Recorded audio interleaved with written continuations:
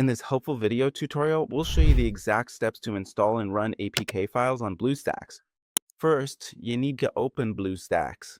If you don't happen to have it installed just yet, simply head down to the video description or check the pinned comment below, and you'll easily find the direct link that will take you straight to the official BlueStacks website. Next, we are going to open up the web browser where we'll find the site. Once there, we'll click right here on this large Download BlueStacks button. You can then find the installer file located within your computer's Downloads folder and run it to begin. Once we're in BlueStacks, you just need to go to the right side, as shown, and click on this specific icon. Just hover your mouse over it for a moment, and it'll say Install APK. Then simply click on that button as shown, and your file explorer will open up for you. Now you can look for the APK file. We'll look for the APK we want to run, select it, open it.